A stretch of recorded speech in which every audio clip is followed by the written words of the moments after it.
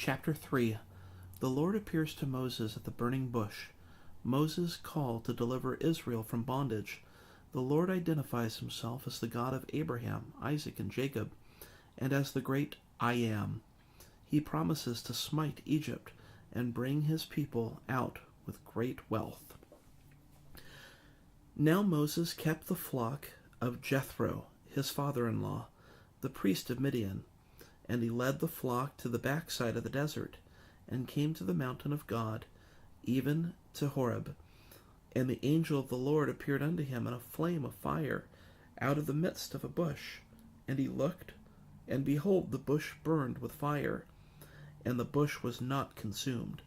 And Moses said, I will now turn aside and see this great sight, why the bush is not burnt.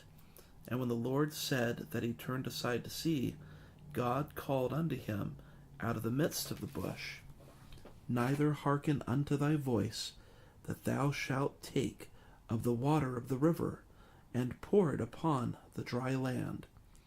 And the water which thou takest out of the river shall become blood upon the dry land. And Moses said unto the Lord, O my Lord, I am not eloquent, neither heretofore, nor since thou hast spoken unto thy servant, but I am slow of speech, and of a slow tongue.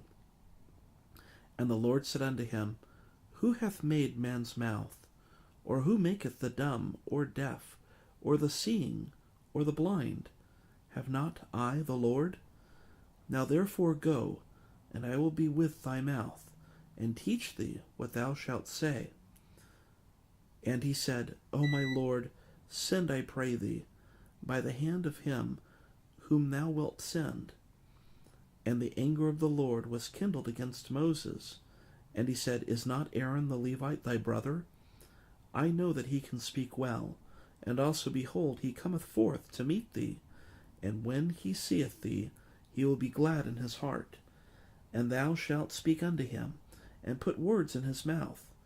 And I will be with thy mouth, and with his mouth, and will teach you what ye shall do. And he shall be thy spokesman unto the people, and he shall be, even he shall be to thee instead of a mouth, and thou shalt be to him instead of God. And thou shalt take this rod in thine hand, wherewith thou shalt do signs. And Moses went and returned to Jethro his father-in-law, and said unto him, Let me go, I pray thee, and return unto my brethren which are in Egypt, and see whether they be yet alive. And Jethro said to Moses, Go in peace. And the Lord said unto Moses in Midian, Go, return into Egypt, for all the men are dead which sought thy life. And Moses took his wife and his sons, and set them upon an ass, and he returned to the land of Egypt. And Moses took the rod of God in his hand. And the Lord said unto Moses, When thou goest to return into Egypt, see that thou do all those wonders before Pharaoh, which I have put in thine hand. But I will harden his heart, that he shall not let the people go. And thou shalt say unto Pharaoh, Thus saith the Lord, Israel is my son, even my firstborn.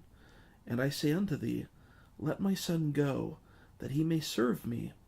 And if thou refuse to let him go, behold, I will slay thy son, even the firstborn. And it came to pass by the way in the inn, that the Lord met him, and sought to kill him.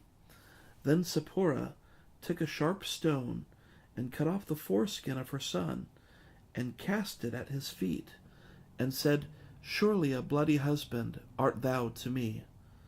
So he let him go. Then she said, A bloody husband thou art, because of the circumcision. And the Lord said to Aaron, Go into the wilderness to meet Moses. And he went and met him in the mount of God, and kissed him. And Moses told Aaron all the words of the Lord, who had sent him, and all the signs which he had commanded him. And Moses and Aaron went and gathered together all the elders of the children of Israel. And Aaron spake all the words which the Lord had spoken unto Moses, and did the signs in the sight of the people. And the people believed. And when they heard that the Lord had visited the children of Israel, and that he had looked upon their affliction, then they bowed their heads and worshipped.